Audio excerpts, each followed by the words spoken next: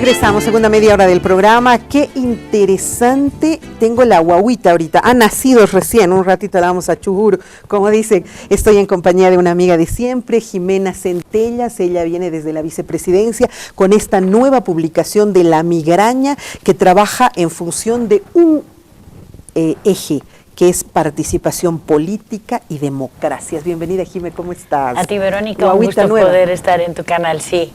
Bueno, este número de la revista lo hemos hecho pensando sobre todo en la reflexión política que se viene, que mira, coincide con el proceso coyuntural latinoamericano, por eso el nombre de participación política y democracias, desde las primarias hasta todo el esquema democrático, no solo nacional, sino continental, ¿no?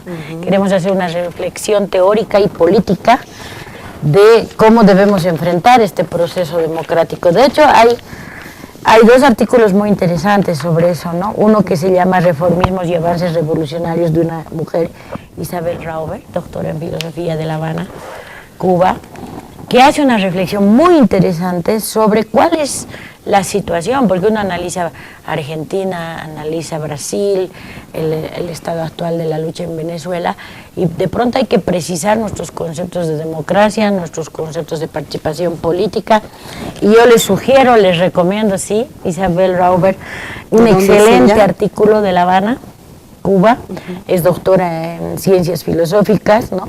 Y a mí me parece muy interesante el planteamiento que ella hace en el artículo, solo para hacer antojar. Se refiere un poco a si reorganizamos y en ese reformismo protegemos el capitalismo, dicho en mis palabras, o profundizamos y entramos a un real y ejercicio del poder popular para generar una nueva sociedad. ¿Sí? ¡Qué desafío! Sí, y yo creo que es la crisis estructural que se vive no solo en Bolivia, sino también en la América Latina. Es decir, los gobiernos progresistas han alcanzado un límite en sus políticas, en sus modelos económicos, y entonces el cuestionamiento directo es o profundizamos y nos quedamos con esa camisa de fuerza que es el sistema jurídico.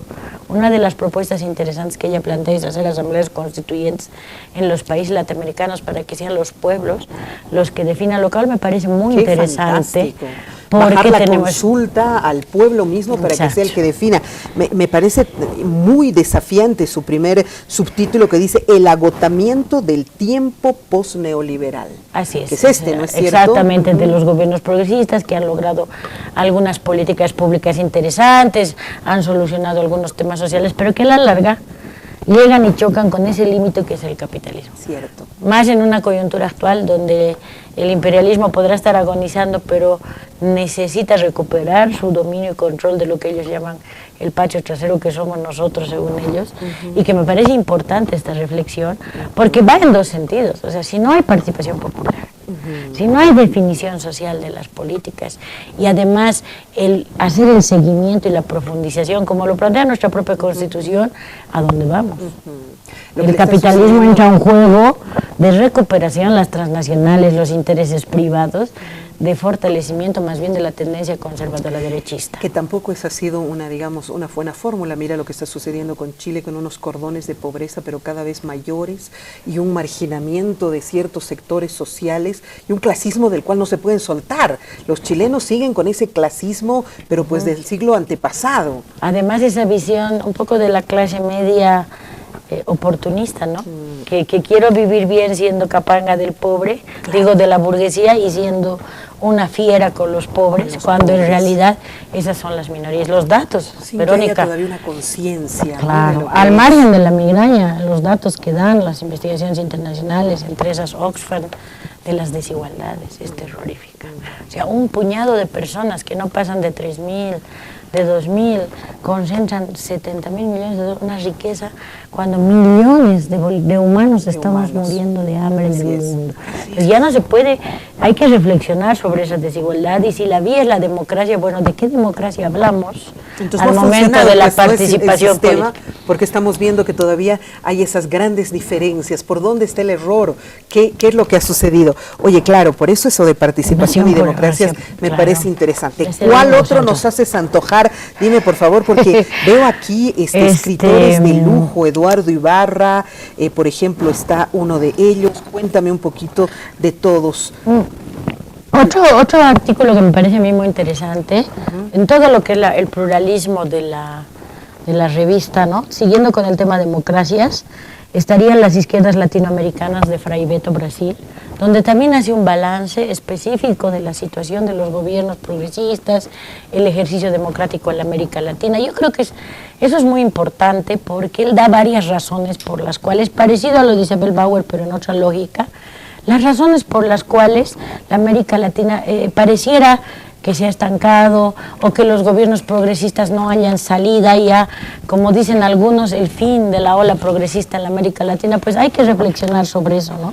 Y yo quería decirte en ese sentido, Verónica, que más bien el gobierno boliviano tiene una gran posibilidad. Tú decías, ha fracasado la democracia, primero la democracia liberal, no es la única democracia que existe. Así es, son muchas formas de democracia. Hay la democracia comunitaria, la democracia participativa, que es la de nuestro gobierno, ¿no? Entonces yo creo que el tema democrático hay que profundizar cuando se hace un parangón, y justamente Fray Beto se refiere también a eso. El voto, la participación electoral no es la única forma de democracia, es la democracia liberal, que a veces también, por su carácter de delegación de poder, constriñe o no nos permite avanzar en un proceso.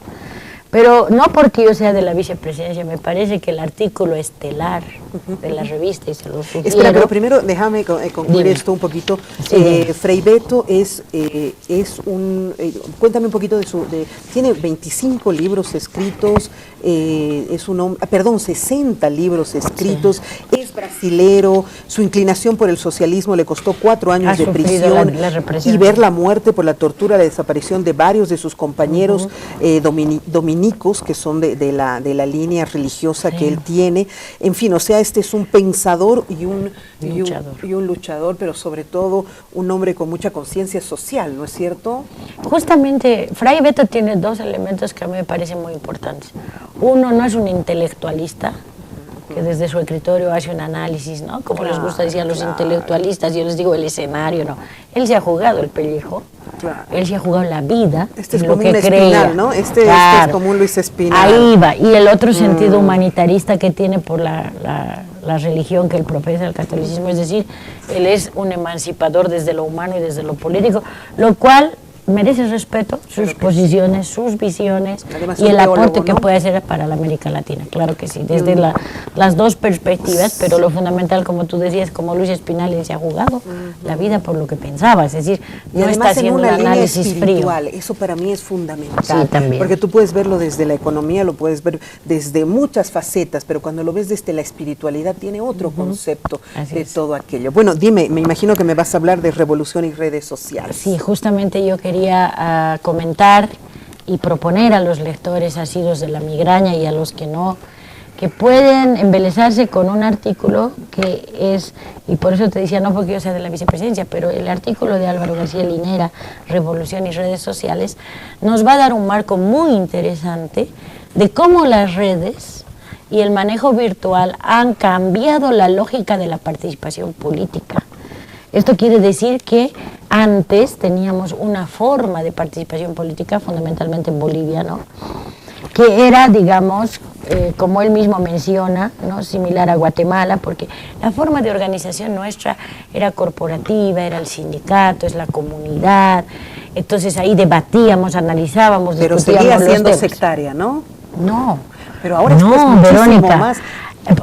Déjame considerar un poco lo que dice el vice, ¿no? O sea, es decir, no, más bien la contundencia del proceso del 2003, la emergencia de un sujeto social es nutrida de estas organizaciones sociales y estas formas de participación democrática, participativa, comunitaria. Pero ahora, con el desarrollo tecnológico, viene un cambio de lógica con las redes. Así es. ¿No? Entonces, ¿qué nos pasa en Bolivia? Y eso lo plantea el vicepresidente. Es decir, el 30% de la población boliviana ha salido de la extrema pobreza.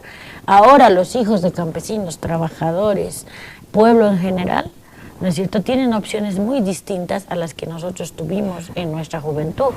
Lo que quiere decir que el 30% de la población, 3 millones de personas que han salido de la pobreza, tiene otra perspectiva de vida, tiene un celular, tiene una visión a la tecnología. Todo. Entonces, ¿qué sucede ahí, no? La participación política se da de otra forma. Y es importante analizar esto porque también hay una desvirtuación, ¿no es cierto? Es decir, la gente satisfecho sus necesidades básicas. Es una nueva clase media distinta. Entonces, el sindicato no le sirve. La comunidad ya no es funcional, porque el reclamo, la demanda, las expectativas o los intereses que tenga ya no pasan por esa forma de organización territorial. Que seguía siendo de alguna manera solo un sector, claro. Ahora se ha multiplicado, son entonces, todos. Ahora tú que trabajas en un medio de comunicación, ¿qué ha pasado con las redes, no es cierto? Podemos decir que la gente ahora escribe y lee más, pero ¿qué lee que escribe? Memes, cosas breves, flashes de dudosa fuente, pero que finalmente, ¿no es cierto?, esta democratización tiene una manipulación también transnacional. No te olvides que las grandes empresas hacen un control. Cuando uno hace un like, cuando uno reenvía un WhatsApp, cuando ve en el Facebook algo que le gusta, ellos generan una base de datos con las cuales sacan perfiles. Entonces ya no es la persona individual con su criterio que participa en una asamblea, en una organización. Ahora estas empresas que generan, somos una bolsa de datos la población, con perfiles de gustos. Trump ganó así las elecciones. Es decir, después te va llegando, como en el YouTube, ¿no? Tú empiezas a ver a puros románticos y te van a ir mandando ofertas de esa misma tendencia de cantantes. Entonces ellos manipulan, los algoritmos, sí, manipulan la información que tú recibes, cómo la manejas. Entonces eso hay que pensarlo muy bien, porque ellos absorben esta información, ¿no?, y te pueden controlar. ¿Y cuál es el planteamiento? Que wow, es súper largo el artículo. La verdad sí, porque él se basa, esto fue producto de un evento internacional que se realizó aquí en el Banco Central con Mario Riorda. Es decir, lo que él trata de demostrar es este manipulio del algoritmo, pero además lo que es la neurociencia, ¿no es cierto? Tú sabes que, claro que tú como psicóloga que me es entiendes, la nueva forma. Se ha profundizado el estudio del funcionamiento, no solo cognitivo, sino sobre todo más bien del lado emocional. No, pues ahora no le vendas a la persona, véndele a su cerebro, y eso es más peligroso. Y a sus todavía. Instintos tendríamos que decir, en realidad, y no solo le vendas, manipúlalo a partir de sus instintos. Entonces el manejo de la información que se ha hecho recientemente te va a plantear ese tipo de cosas, ¿no? Ellos saben cómo es nuestro lóbulo frontal, entonces saben cómo elegimos, qué afinidades tenemos, y a mí me parece interesante esto porque, mira, Verónica, lo que está pasando últimamente en las campañas electorales, las nacionales y también en la campaña del 21F y de quien quieras, ¿no? Los medios de comunicación generan lo que yo llamo un vaciado de subjetividad. Porque te ponen Crónica Roja, claro, te ponen el show superficial, nosotros te ponen la cumbia. Sí, yo respeto mucho y te lo voy a decir aquí con todo cariño, que hay noticiosos que por lo menos ya no son cumbieras, no son bailadores. Entonces, ¿qué pasa? La persona está como una bolsa vacía. Así es. ¿no? Pero además, si yo veo... ¿La puedes llenar de basura o la puedes llenar ahí viene el punto, no, pero antes del vaciado, ¿qué hacen ellos? Si yo veo 40% Crónica Roja y sé cómo acogotean en Santa Cruz, en Cochabamba, y cómo me siento como ciudadana, levanto, prendo la tele en la mañana y digo, pero este país es lo más inseguro del mundo. Es una incertidumbre, una sensación de inseguridad tan grande, porque no se ven las obras, los logros, que no es que queramos que hagan propaganda por el gobierno, pero ese vaciado... en algo positivo, ¿no? Claro, ese vaciado emocional permite lo que tú dices. Uno, que está como una bolsa abierta a la persona. Dos, ¿a qué te aferras cuando tienes miedo? A tus instintos más básicos, por tanto a tus prejuicios más conservadores, por tanto no a los valores en favor del otro, sino a tu sentido más instintivo y básico y primitivo de defensa, de autodefensa y conservación. Ahí la tierra está arada para que te metan la basura que quieran las redes, para que, como dicen las señoras, que ya todas las generaciones, incluso de la tercera edad, manejan muy bien el celular, te dicen, es que dice que le había hecho, dice que pasa. Entonces, la eficacia de las redes se da a partir de moverte, de sacudir esto con los memes, y más si tienes un discurso tan bien prefabricado y elaborado a tu perfil. Todo eso se debate aquí con Álvaro García. Voy a leer su final con lo que cierra, que me parece muy interesante, y se pregunta, ¿en qué medida este uso de las redes va a ser un uso igualmente desmedido? Un uso abusivo de este conjunto de perjuicios que vayan en desmedro de la calidad de la democracia de un país. Este es el gran reto que tenemos. Y es que es verdad, o sea, la gente empieza a subir, genera pánico, y lo que yo he visto y he reconocido en el tiempo es que de alguna manera la televisión es la que da la certificación de que aquello fue mentira o no. Entonces la gente empieza a decir, oye, dice que esto dice, porque las redes sociales pueden subir cualquier mentira, ¿no es cierto? Y la gente espera que un medio de comunicación serio diga, esto es lo que ha sucedido, y recién nos dan a nosotros la credibilidad que en años nos hemos ganado, siempre y cuando juguemos limpio, por supuesto, ¿no es cierto? Claro, entonces, como tú verás, es importante tomar en cuenta esto, porque las transnacionales no solo manipulan a las personas con la información, sino que ganan dinero con eso. Por supuesto. Entonces, la nueva forma de participación política ya tiene otra orientación, otra estrategia que debemos considerar. Yo no creo que las redes lo logren todo, ni que lo central de la lucha política esté en las redes. Yo sigo creyendo en la fortaleza de un sujeto social y de nuestras organizaciones. Y por algo en nuestra Constitución se ha inscrito la capacidad progresiva de ese ejercicio del poder popular que planteaba.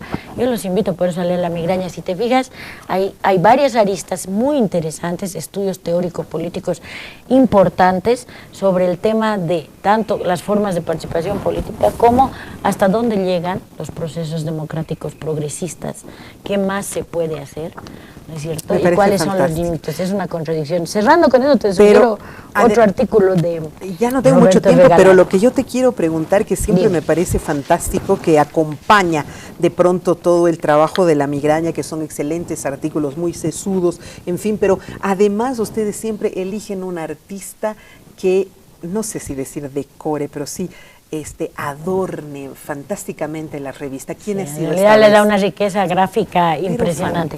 Son dos pintores, uno es Silvia Lumén, que ambos son nacionales. Silvia Lumén es potosina, y también está Hernando Calizaya, que es paceño de origen, y son ambos baluartes nacionales, que como podrás ver, y podrá ver el lector en el transcurso de las páginas, dan una seriedad, una contundencia y una estética fundamental, característica de nuestra revista La migraña. Qué belleza, de verdad, sí, están mostrando las imágenes ahora, si podemos verlas, por favor. Ahí está, qué belleza, realmente qué obras de arte, todos autores nacionales, justo Hernán Calizaya, qué color, qué belleza.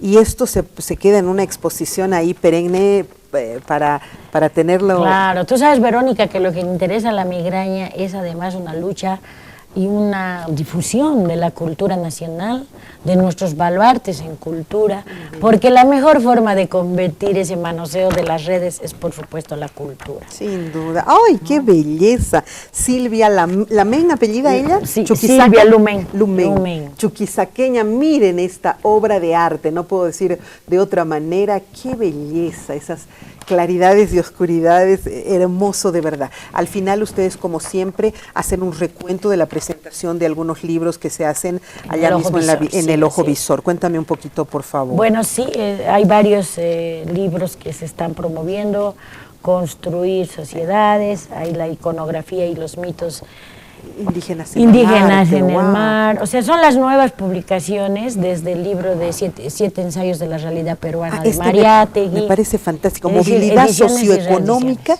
y consumo en Bolivia, patrones de consumo en sectores emergentes. Esta es una autora nacional, ¿cierto? Sí, justamente hablando del surgimiento de la clase media y el proceso de consumismo que ha generado el proceso de cambio, están ahí unas investigaciones al respecto. Sí, mira, qué interesante, de verdad. Y yo te quería comentar lo ultimito que no podemos obviar, Verónica, es, bueno, nosotros al final de cada migraña ponemos una especie de afiche, un llamado a la conciencia, un grafiti. Bueno, en este caso lo dedicamos a la hermana República Bolivariana de Venezuela, que vive momentos muy difíciles. Y hablando de democracia, plantear así nuestra solidaridad con Hugo Rafael Chávez Frías, que fue el comandante de la Revolución Bolivariana, pero que además él fue muy solidario con el pueblo boliviano. Él siempre apoyó militantemente el proceso de cambio, y bueno, nosotros desde el gobierno lo hacemos, pero llamar a la ciudadanía a que apoyen este proceso. No podemos permitir un cambio antidemocrático en ningún país de la América Latina. Ayer justamente tocamos ese tema acá en el programa, y los analistas analistas, sin línea política, bueno, salvo Manuel Mercado que estaba aquí, pero todos coincidían en que definitivamente Chávez fue un ícono y que de repente todo hubiera sido diferente con la presencia de Chávez, ¿no es cierto? Y ya son ¿cuántos años de su partida? Veo ahí. Sí, el 2013, ya son 5 años. Vamos a 6. Vamos a 6 del comandante. Pero sobre todo yo valoro mucho en Hugo Chávez la valentía. Sí, claro. La capacidad de enfrentarse al monstruo imperialista con su sola voz y presencia. Y yo creo que el hermano pueblo venezolano merece ahora toda nuestra solidaridad y apoyo. Y también romper ese esquema de decir que no es democracia, cuando han habido elecciones reales, con veedores internacionales. Que no puede ser, Verónica, que venga un perico de los palates a autoproclamarse presidente y te genere una crisis de poder dual. Eso no es admisible. Que además puede generar un conflicto mundial, ¿no? No estamos hablando solamente de Latinoamérica, y eso es lo más yo solo ratificar, además, que aquí el interés es el petróleo. Por supuesto, de todos los lados. Estados Unidos siempre quiere el petróleo de todo el mundo. Segundo, pero quiere impedir el avance de los gobiernos progresistas, obviamente está en ese ataque. Y tercero, demostrar, ¿no es cierto?, a tener un control geopolítico del Estado. Hay que tener mucho cuidado. Informarse sobre Venezuela, leer qué está pasando. Me alegra que hayas hecho el programa, porque realmente hay un proceso también de desinformación y de tergiversación de la realidad venezolana, que ese pueblo lo está defendiendo como puede, ¿no es cierto? Y tienen todo el derecho a su soberanía y a su autodeterminación. Bueno, yo quiero saber, para finalizar, el costo es de 10 bolivianos. Sí. ¿Está a disposición en la vicepresidencia o en algún otro lugar más? En la vicepresidencia, en las oficinas del Centro de Investigaciones Sociales en la Capitán Ravelo, o en la biblioteca de nuestra oficina en la Ayacucho, esquina Mercado, a 10 bolivianos, eso pero sobre todo lo contenido. Exacto, pero eso si lo quieres tener así físicamente, con las obras de arte y todo, pero también ustedes lo tienen para bajar digitalmente. De manera digitalmente en la página web de la vicepresidencia. Y de manera gratuita, para nuestros jóvenes que quieran leer todos estos artículos. Sí, pero mejor a la antigua, ¿no, Verita? Nosotras ver los cuadros, sentir el olor de la tinta. Exacto. No hay placer, es como tomar un buen café, no hay placer más inmenso que el tener un buen libro recién impreso y que tenga en sus páginas y en su contenido un viaje fantástico para la gente. Toda la razón, yo pertenezco a esa generación también, te lo aseguro. Gracias, querida Jimena. A ti, Verónica, por la invitación. Como siempre. Bueno, ya está La Migraña, artículos seleccionados y un material muy interesante que vale la pena reflexionarlo. Nosotros nos vamos habiendo cumplido de alguna manera con darle a usted información y transmitirle algunos datos que pueden ser importantes. Un abrazo, hasta la próxima.